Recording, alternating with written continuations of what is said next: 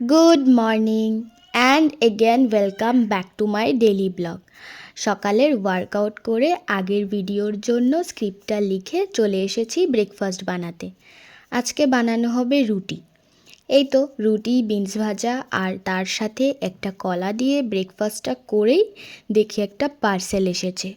আর parcel আসা মানেই কখন এটা আনবক্স করব, তাই বসে পড়েছি এটাকে ওপেন করতে। তো এটা একটা টোট ব্যাগ এসেছিলো অ্যান্ড অ্যাফোর্ডেবল প্রাইসে ভালোই এসেছিলো। ব্যাগটার সামনের দিকে অল্প করে সুতোর কাজ করা ছিল, এটার জন্যই দেখতে বেশি প্রিটি লাগছিল।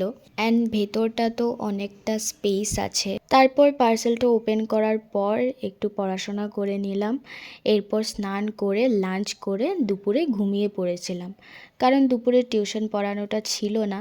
তো সন্ধ্যাবেলা কফিটা খেয়ে ঘরের টিউশনটা পড়িয়ে নিয়েছি, কারণ গতকালকে ফ্রেশার্সে যাওয়ার জন্য পড়ানো হয়নি। রাত্রে ডিনারটা করে সকালের জন্য ডিটক্স ওয়াটারটা রেডি করে রেখে দিয়েছি। তো আজকে এতটুকুই, দেখা হবে নেক্সট ব্লগে, টাটা।